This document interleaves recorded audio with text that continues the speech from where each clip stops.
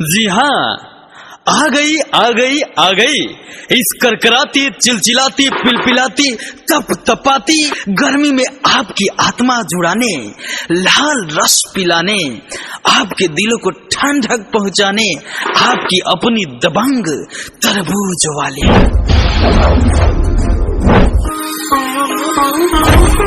लाल लाल तरबूज वाला। जी हाँ, लाल तरबूज और मीठा तरबूज खाएं और ठंडी का एहसास उठाएं। जी हाँ, इतनी गर्मी में भी ठंडी का एहसास दिलाए। जी हाँ, लड़का हो या जवान, बूढ़ा हो या सियान, सबको चखाऊंगी एक समान, क्योंकि आ गई हूँ लेकर तरबूजे की दुकान। जी हाँ भैया, आइए हमारे प्रचार गाड़ी के पास आइए और लाल लाल तरबूज लेकर जाइए। जी हाँ, ठंडा ठंडा एकदम एहसास दिलाने वाला आ गया आप लोग के शहर, आप लोग के गांव में तरबूज बेचने वाला। अरे ऐसा तरबूज तो खोजने पर नहीं मिलेगा, सुन लीजिए।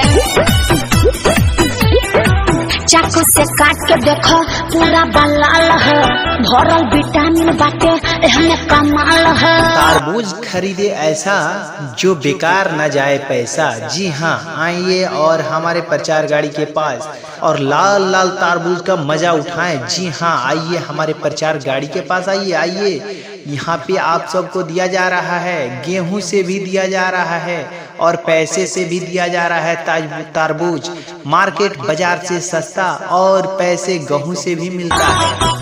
अरे सोचते क्या हो, चाकू से काट के देखो पूरा बलाल है, भरल विटामिन बाटे हमें कमाल है।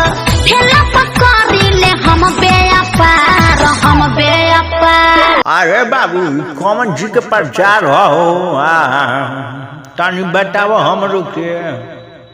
अरे काका, तारा बुझात नहीं खे, ये लाल लाल तरबूज बेचे वाला आइल बाने। जी हाँ, तरबूज, मीठा तरबूज और लाल लाल तरबूज बा, सबसे मस्त तरबूज बा। अरे बाबू, तरबूज कथी के कहल जाला हो? अरे काका, तारा नहीं खे बुझात, साफा देहाती रह गइल मर्दे। तरबूज उहे लालमी के कहल जाला आ सबसे सस्ता, बाजार से सस्ता बा। गेहूं से भी देहल जा रहल बा तरबूज और ही पैसा से भी देहल जाता। आई आ जाके ली, सबसे मस्त स्वादिष्ट बा अपने के। अरे बाप रे, रुकाओ न तो, तन तरबूज वाले के रुकाओ। अरे काका, नहीं बुझात, खुदे रुकल बा, जा जल्दी लेके आवो। अरे बा, बड़ा बढ़िया बा हो। अरे तरबूज वाला है न, सुना है न। हाँ तो आइए, आपका ध्यान किधर है? तरबूजा वाली इधर है। आइए तरबूजा खाइए और मजा उठाइए। अरे मैडम, ऐसा क्या खासियत है आपके तरबूजा में? देखो, पहले सुनो, ढेर मत धुनो। हाँ तो सुनाइए ना।